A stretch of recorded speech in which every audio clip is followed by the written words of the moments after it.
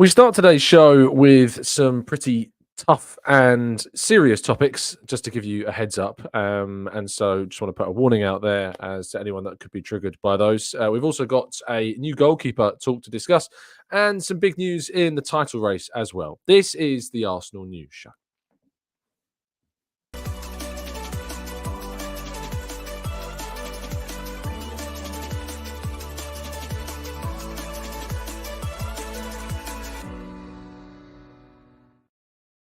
Hello and welcome to the Gooner Talk, back again with you guys for another episode of what is the Arsenal News Show. Join you every single morning at UK time, 8 a.m. UK time, that is. Thank you so much for tuning in. As always, it is incredibly appreciated. I hope you had a fantastic week so far. I know that last night will have surely helped plenty of you. And so thank you so much, everybody, for tuning in. As always, it is hugely appreciated. Do drop a like on the video. Subscribe to the channel if you're new around here with those notifications turned on, so you never miss a show. But you need not miss one, because you need to know that it is every single day at this time, all the time. So thank you for that. Good morning to those joining us live in the chat box. Matt G, NSW, Damien, George. We've got Black Shine. We've got Shari. We've got Stephen. We've got Morgie, Temmie, James, Matt G, Pat, Mike, Dave, Adagoke, NSW, Rob, Stevie, Peter. Good morning to you all. Thank you so much. It's very much appreciated. And I hope you've had a good week. And everybody else that's also tuning in. And for those listening on catch-up on audio platforms as well, thank you. And do continue to join us every week. And if you could help us to reach 1K every single day of our like target, that would be, massively appreciated. So thank you for that. We start, as I said, with the trigger warning, with the serious topics today.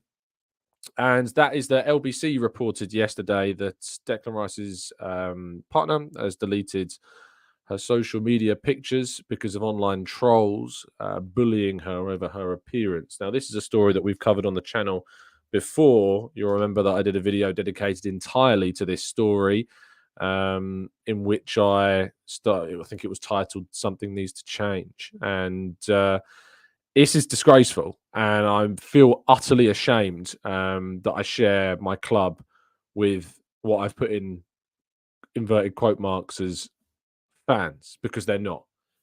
They're not fans in any way, shape or form. They don't represent us in any way, shape or form, and more needs to be done. And I continue to wave this flag and shout this from the rooftops that social media platforms themselves are without a doubt part of the problem, because they create the platform and don't do enough to tackle what are just some horrible people.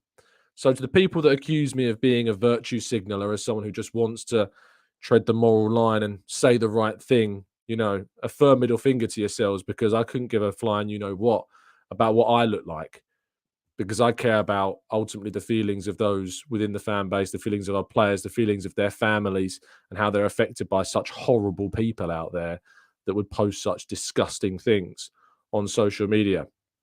Thankfully, I believe that the wider Arsenal family is incredibly supportive, and is incredibly complimentary and loving towards our Arsenal team and their friends and families. However, it's incredibly difficult to shut out the minority, the disgusting individuals that continue to post such horrible things. If you see it, please report it.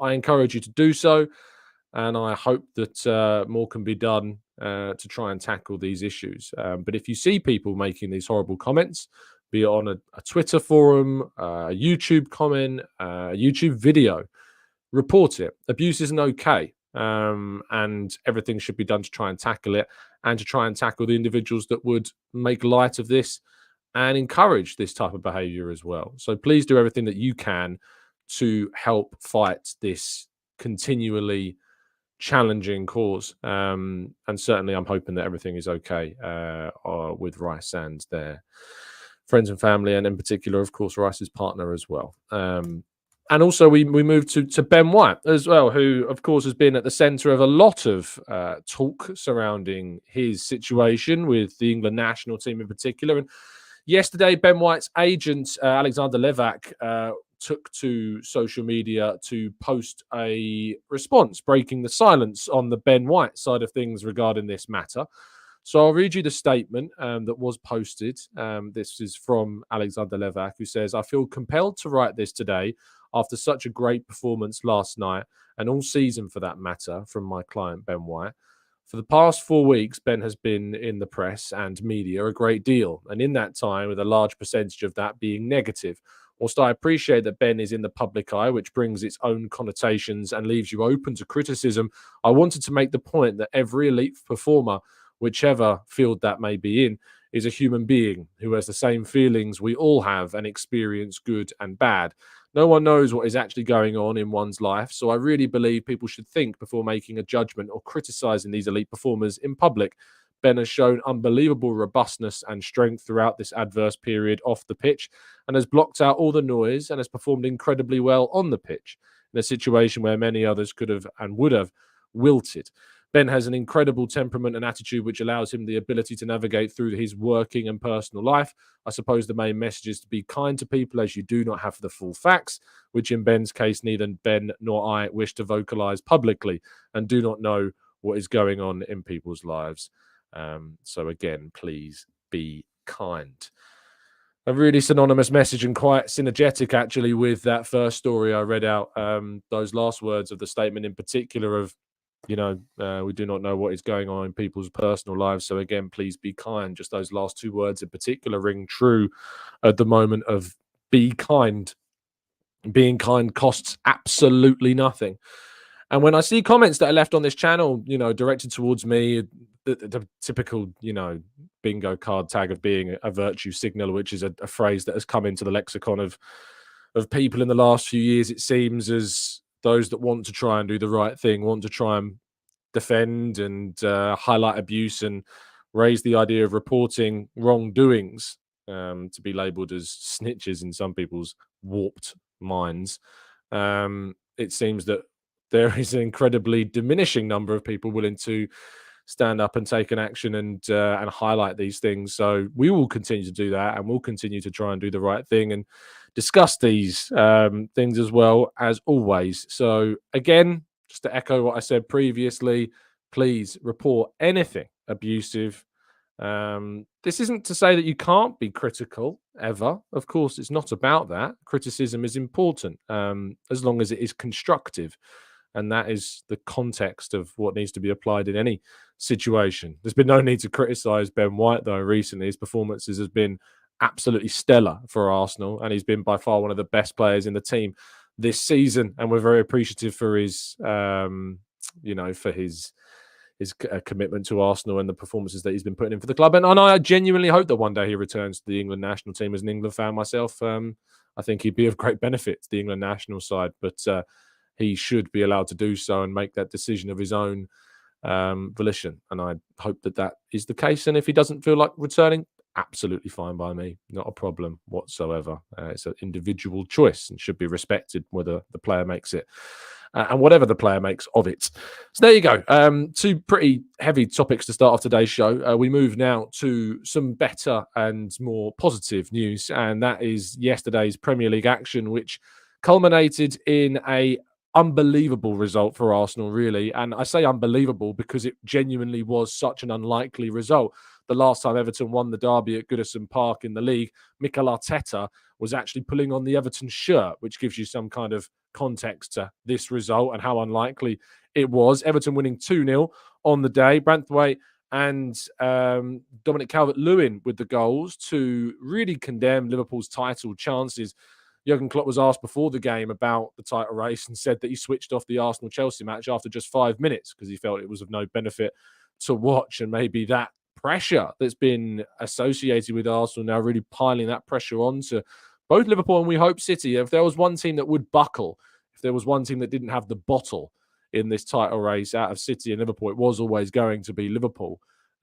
City, of course, have done this time and time and time again, and they don't necessarily buckle or bottle anything, whereas Liverpool certainly have that trait inside them.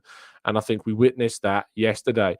I've been saying for quite some time that if you stop Liverpool from shooting, if you mitigate their chances, they will falter. They are vulnerable. They have one of the worst shot conversion rates of any of the big six teams. I think they're mid-table in terms of all 20 teams. And so their finishing has just simply not been good enough for a team that want to win the title this season.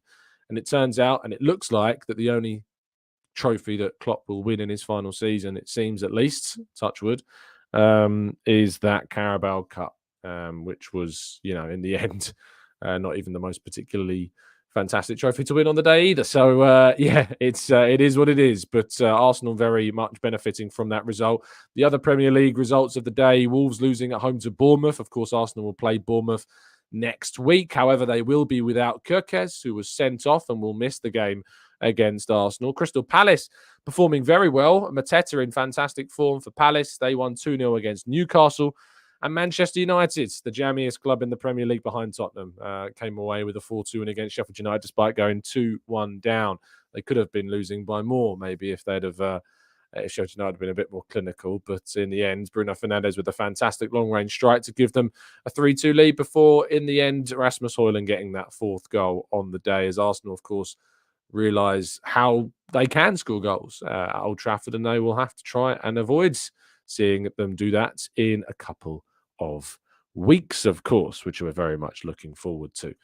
Now, the kind of last real story of the day, not too much to go through before we go to part two in your questions, is a transfer line. And according to Tom Boggart of The Athletic, he has reported that Colorado Rapids 18-year-old goalkeeper Adam Budry is set to actually move over to England for a temporary period of time to train with Arsenal. So Arsenal looking at another American goalkeeper, a different type, of course. Matt Turner was much older than Adam Budry is, and I know nothing of the player. He is an American international, youth international, is highly rated and is apparently drawing interest from a number of clubs here in Europe. So he must be doing a pretty darn good job. But of course, Arsenal's relationship with the Colorado Rapids, having been owned by the same owner, KSE, has made this perhaps a simpler task if Arsenal do intend to make a move for Adam Budry, with Arsenal looking like they're going to need to move for a goalkeeper in the summer. With Carhine, I think, will probably move on. Arthur Okonkwo is expected to move on as well. He won't see his contract renewed in the summer, to my understanding. Maybe this is the player they're looking to bring in to be his replacement. So I guess we'll wait and see.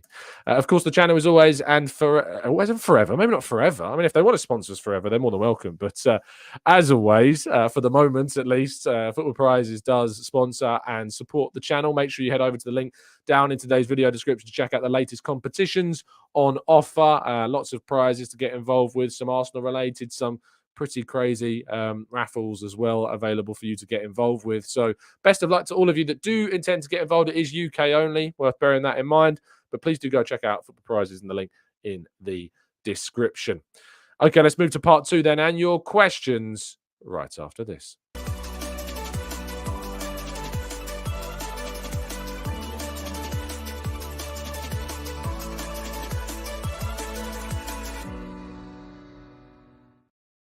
Right, let's jump into the chat box, shall we? I think we'll scroll up and probably return to that first topic that we sadly had to. I say had to. I don't want to say sadly had to. It is sad because it's a heavy topic to discuss, and it's not a topic I want to talk about because I wish it wasn't something I had to talk about, but it's important to talk about it, and that is that story relating to Declan Rice and the abuse that his partner has been suffering on social media that sadly led her to take the decision to remove herself from social media platforms, of which I certainly don't blame her for making the decision to do that. I'm not going to go around and highlight some of the comments that have been made or highlight some of the issues that have come out from this, but what we will do is continue to talk about the topic in a constructive way and highlight what you should certainly be doing, which is reporting anything that you see relating to that matter. And hopefully, and I say hopefully without too much optimism, sadly, because social media platforms for me these days don't do enough. Certainly, I think identification is something that needs to be thought about. It needs to be done in the right way because, of course, there are downsides to the idea of linking identification with accounts. But if you look at the number of bot accounts these days on social media, I can't put a tweet out without there being some kind of obscenity posted below anything I tweet these days. And so, yeah, it needs to change. And that's just a Dan Potts reply. No, I'm only joking. But in all seriousness, the bot kind of replies that you get these days on social media is is deplorable, and something needs to be done about it. Dave says an absolute disgrace. She's a four, absolutely disgusting. Black Shine says it's awful. Angela says beyond disgraceful. And Joe says how I love to meet these in quotation marks fans in real life. It's the thing is like they'd never say it in real life, and social media gives them this platform to be able to do it. Joe reckons it's a bunch of 10-year-olds not being checked by their parents. Sadly, it's not just children, Joe. There's some pretty horrible adults, sadly, in there, well into their 30s and 40s and 50s around that are posting some pretty horrible stuff online as well. So it's not just the kids that are posting some pretty horrible things these days. But what I will say is that social media is certainly having a massive detrimental impact on just, I think, the mindset of young people. They're exposed to things so much earlier these days than when I was certainly at school, and even when I was, teaching to a degree as well, just 4 or 5 years ago. So it's massively affecting things. Jonathan says, also, please remember everyone in life must understand outside noise is just noise. You must know yourself and look deep inside yourself, learn to know your qualities, and never let anyone unsettle you. And whilst I think you raise a good message there, Jonathan, it's exceptionally difficult. It's really hard to not take these things incredibly personally. I'm very fortunate that we've got an amazing community, and 99% of the people that watch this channel are lovely people. But so often I fall into the trap of paying attention to the 1% that sadly aren't as brilliant as the rest of you all are, and that leave some pretty nasty things in my comments. And you end up focusing on those more than you do the very kind comments. And you shouldn't. You absolutely shouldn't. But it's very natural to do that. John Rock says, having empathy equals virtually signaling. Having atrocious or hateful takes is based. Apparently, yes, it's the society we sadly are living in at the moment. Jordan says, Tom is not virtue signaling. Genuinely, it's politicians and corporations that virtue signal and take advantage of people like Tom to make money or gain power. I'm a real Gooner says, opinions and abuse are two different things. People abuse because they can't win an argument and accept they're wrong. And they're very sad people. And this is the point. Opinions, but you're allowed to have an opinion. You're allowed to be critical in certain contexts without question. Criticism is part of what football is in particular. We want to criticize. We want to be constructive. We want to say what we don't think good enough, what we think needs to improve. And we should be able to do that without question. But it's about how you go about that is obviously the main crux of the issue. If you're saying this player is this player is that, and these are pretty horrible words that are being used, it's not okay. If you want to say that Gabriel Martinelli runs with his head down a bit too much and needs to look up sooner and maybe play an earlier cross or work on his final touch, that's absolutely fine. That's the type of criticism that is absolutely constructive and what we want to talk about. But if you want to just say this player's trash, I mean, the amount of times I had people leave messages around January saying Jakub Kiwior is trash. It's these types of comments which aren't helpful anywhere. They're lazy, they're boring, and they don't hold any weight whatsoever. But if you want to be constructive, we absolutely welcome it here as well. Dennis says, exactly, anyone can change their socials to troll opposition teams and players. Probably 12 and 16-year-olds. No legitimate Arsenal supporter is making comments like these. Dennis, I'm really sad to enlighten you, but there sadly are Arsenal fans, genuine Arsenal fans who believe they are Arsenal. I say genuine in a very loose term, but I mean it in the sense that the person that is writing that comment believes in themselves to be genuinely an Arsenal supporter.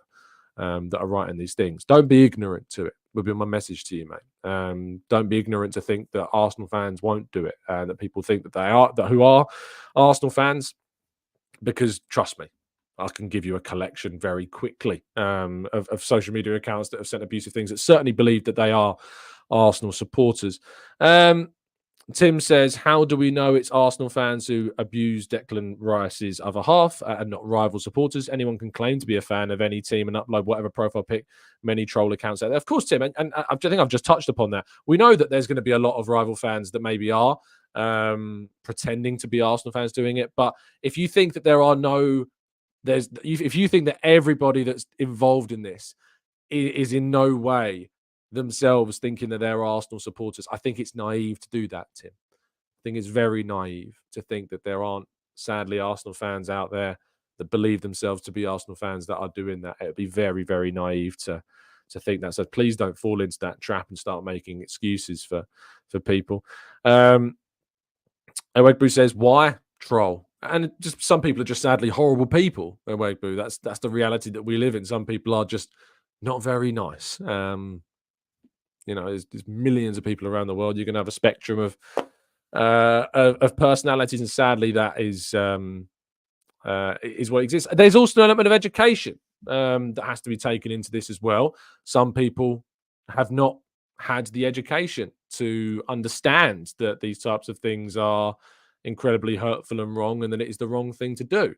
Be that the way they were brought up, be that just a lack of education in because of the situation they were born into. Of course, that needs to be taken into account as well. But that's why we need to absolutely put in the effort to try and highlight why it's wrong and why these things need to be dissuaded.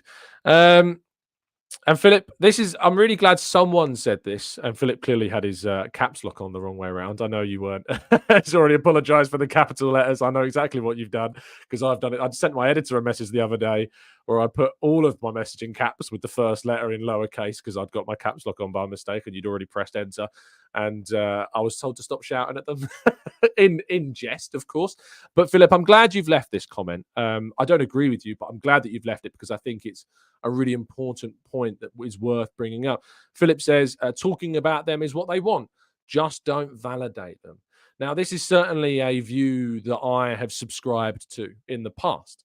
As you know, I'm very trigger happy with my block button, and I still am today. I still use my block button on any social media platform or on YouTube as well, sometimes too quickly. And sometimes I hold my hands up and say, yeah, fair enough. I blocked someone too fast. Certainly if they reach out and say, Tom, you blocked me and I didn't feel like I deserved it, I'll be like, yeah, no problem. I'll probably unblock you and we'll go for round two. But I used to think that just block and move on was the best strategy for it. And I think it's still a strategy, certainly. But the problem is that just ignores the problem. And because there is so many people on social media platforms, that's because there's so many accounts, so many people that use social media, there's not enough people to just ignore.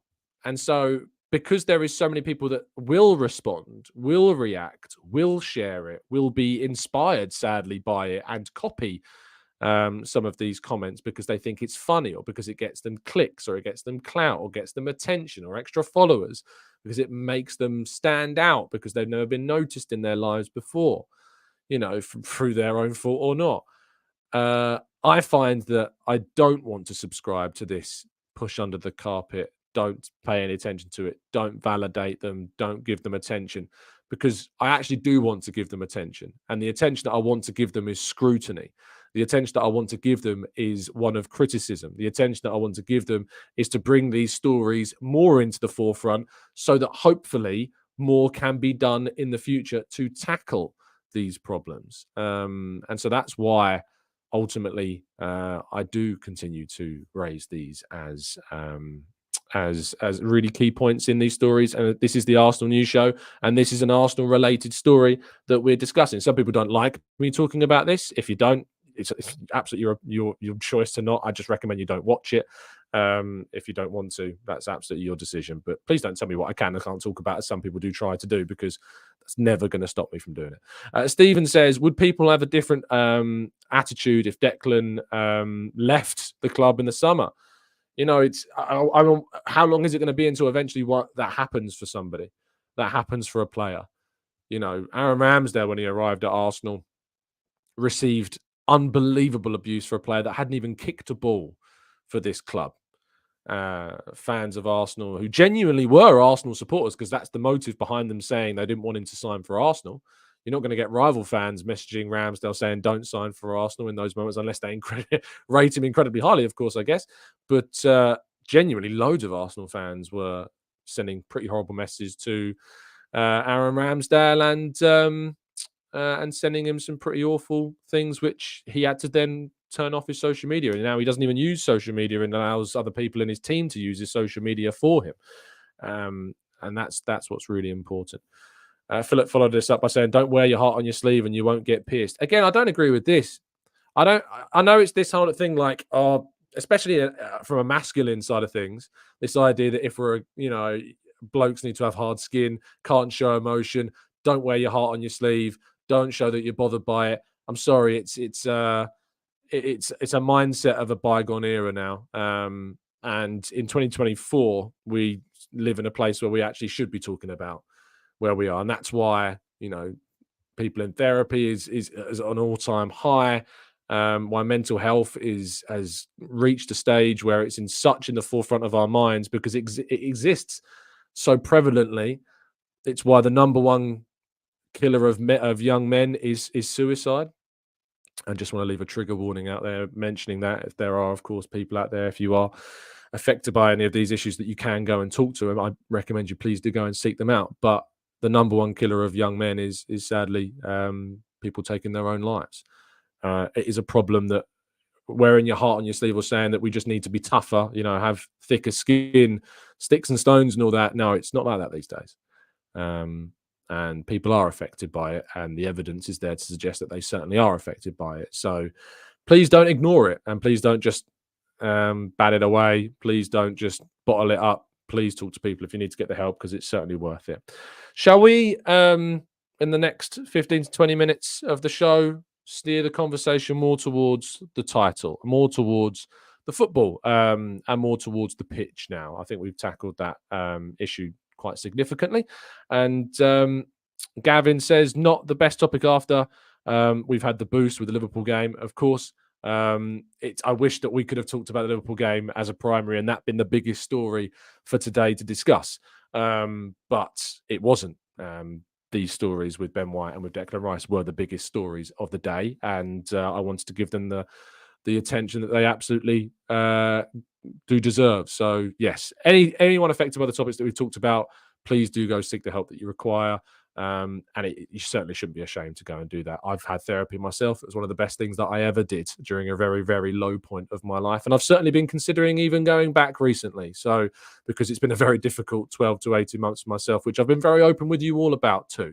So please do not be scared to talk about your feelings. Please do go seek help if you need it. And if you do see abuse online, please go through all the relevant processes and report it to the relevant authorities if you can. So, the football. Yesterday's result in the Premier League title race was an excellent one for Arsenal. Liverpool losing against Everton. I always felt as though of the two teams that we were going up against, it would be Liverpool. I tweeted out, I think it was before the Villa game that we sadly lost.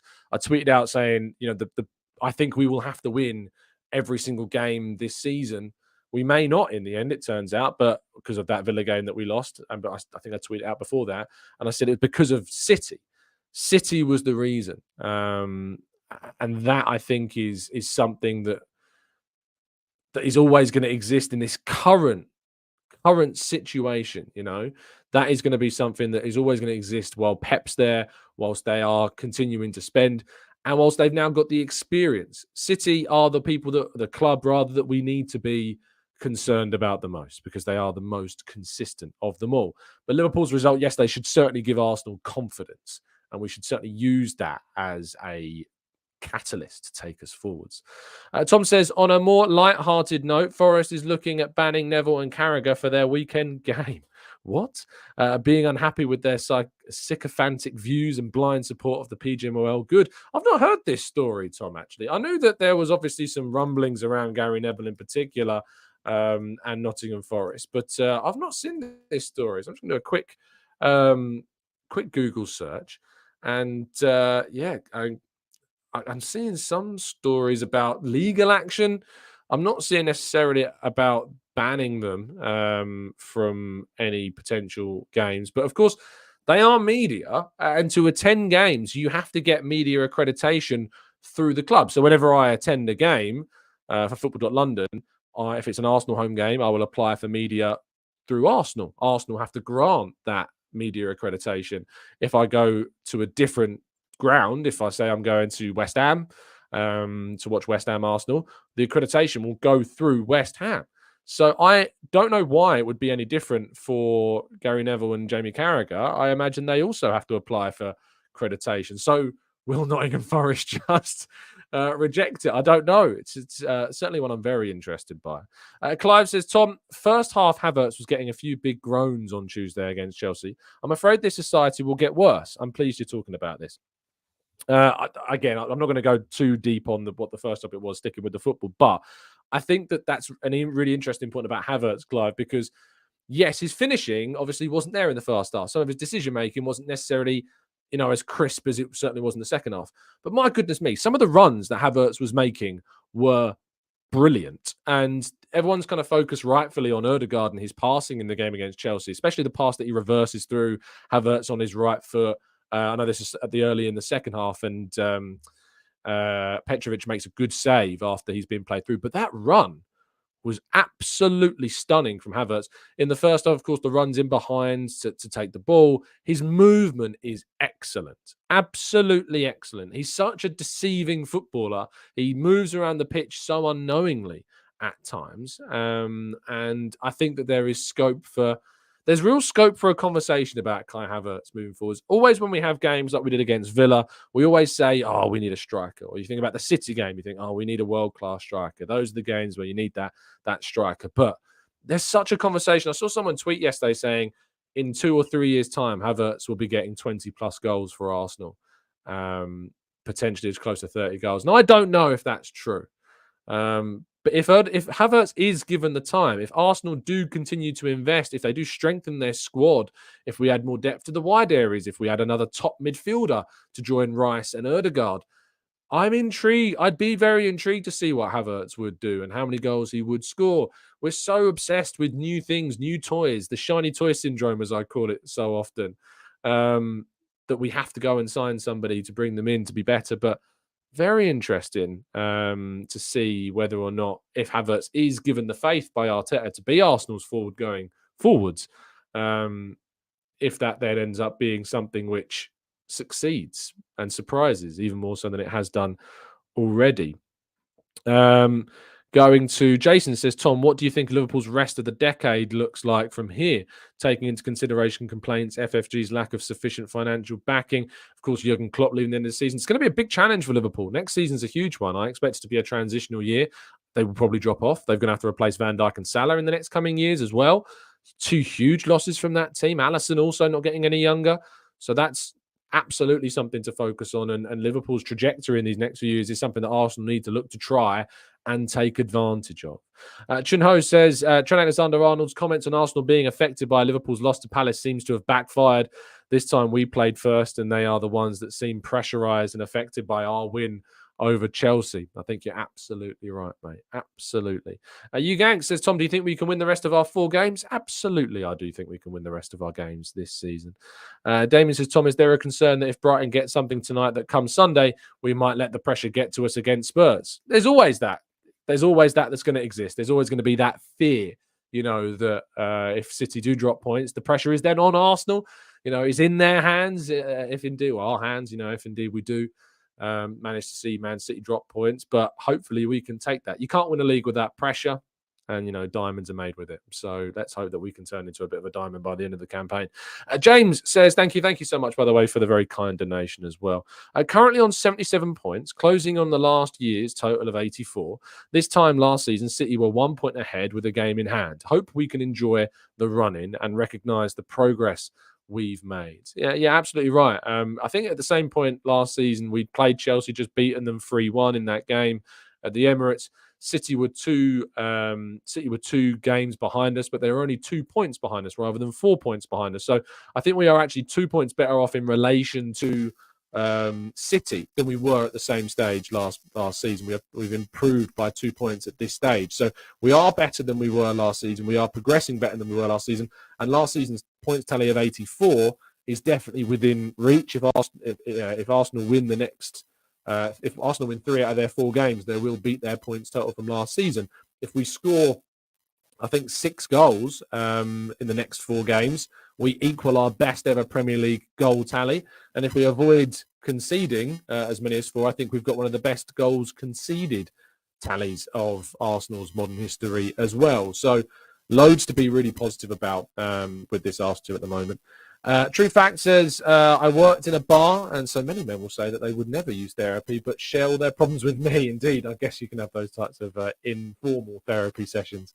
Clive says, Liverpool are always the 3rd best team. Now I ask, are Arsenal actually the best team?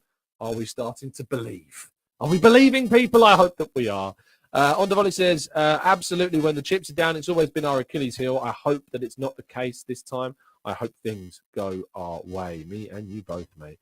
Tyler says, hi, Tom. I have more belief in this current run in due to the strength of our bench now with Partey being back. That bench will be even stronger next year, I believe, which makes me feel this is our time. If Arsenal win the league this season, I maintain it will be the greatest achievement in terms of a league win since the Invincibles. It's very close with the 89 season, of course, because in that 89 season we were up against a Liverpool team that were so serially dominant in how they won leagues, which I always looked at as the second place behind the Invincibles season. Oh, hold on. Oh, no.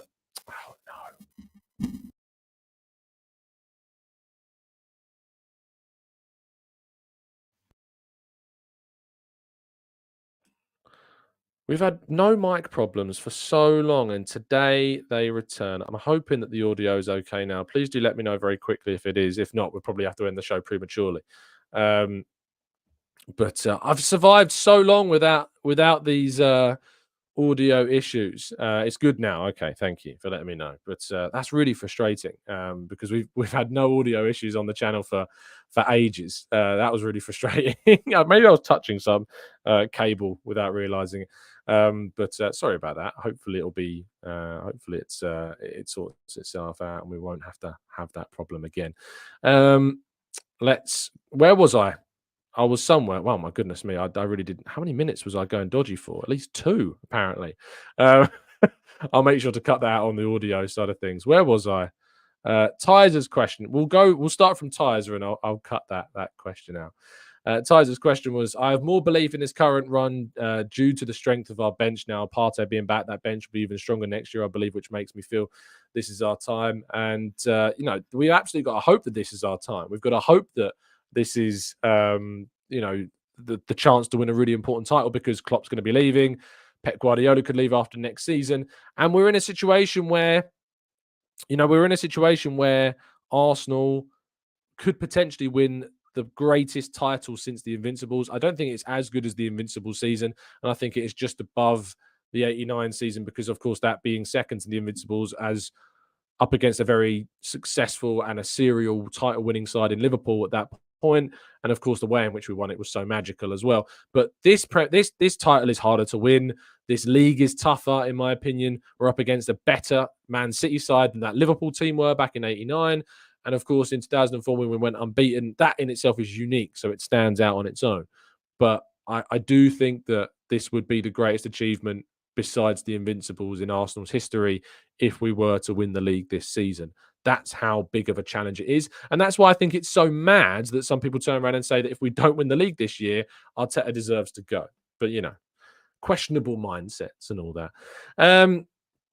Akmal says, do we even have anybody unavailable? It is only Timber who is coming back, and we are fully fit as well. Timber is gradually making his way back. I really hope that we do get to see him very soon before the end of the season. I think he's been hugely missed. Losing him and Partey for this season and being where we are, I think, is a massive testament to how good we've actually been. Because we've not had Timber for the whole season. We've not had Thomas Partey for the majority of it as well. That's 2 massive players, 2 potentially top players that we've been without. And I don't think it's necessarily been talked about as much as it should have done because we've been still so good. We've been still so competitive. But we lost those 2 for such a huge portion of the season. And yet we've still managed to be massively competitive. So it's a testament to how good we've been. I don't think it's necessarily been talked about because we've not needed to talk about it because we're still very much in the race. At the end of the season, have we not won the title? It will be certainly something that we'll look back and reflect upon and think, yeah, wow, if we'd have had Partey for the whole season, if we'd have had Timber for the whole season, I wonder what would have been different.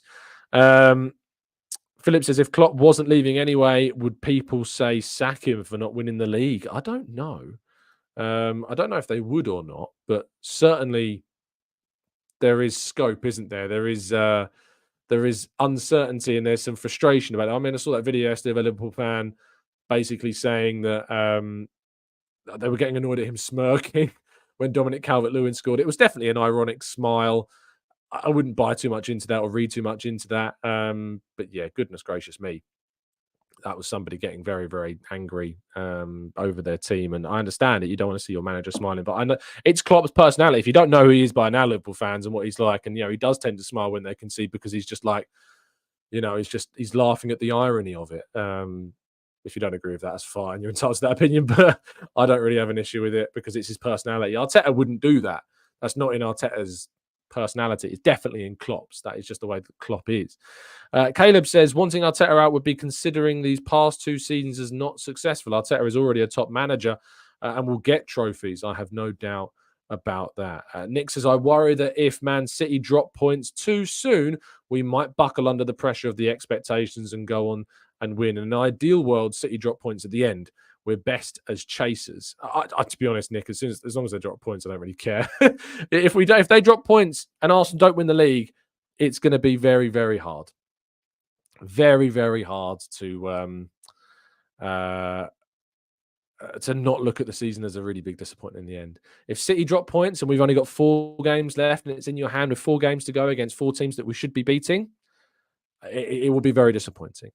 I hope they lose points tonight. I know that we're all seagulls at heart this evening. I'm not expecting much. Brighton have been in pretty awful form. Man City, of course, have just got to a cup final once again after beating Chelsea, so they've got plenty of momentum going into this game. Let's just hope that they drop points somewhere. They've got 3 tricky away games. Spurs, of course, is one of them. The irony is just glorious. And then there is Nottingham Forest, which they dropped points at last season. So let's keep those fingers crossed that the Seagulls can do us a massive favour tonight. You never know. Maybe the pressure will end up getting to City. But even if they win, we're still top. Don't forget that, because they're 4 points behind with 2 games in hand. And we'll go into that game against Tottenham with a chance, of course, to go back to the top of the table if indeed we're not by that point. I look forward to this weekend's games. I look forward to tonight's game. And I'm hoping that we can have a repeat of Wednesday night's brilliant Everton performance from Brighton this time. Thank you for listening. Do drop a like on the video and subscribe. Apologies for the slight audio issues partway through. At least they weren't during a very serious moment. And hopefully it will probably happen again, but hopefully for not quite some time in the future. So thank you for that. Have a fantastic day. Stay safe, stay well, stay happy. Stay respectful. Never have those words perhaps on this show been more relevant than they were after our talking points. But stay positive and let's hope and be the biggest optimists in the world that we can return with some really, really good performances tonight. Have a fantastic day. Speak to you soon and drop a like and all that YouTubey stuff as always. And as always, up the Arsenal.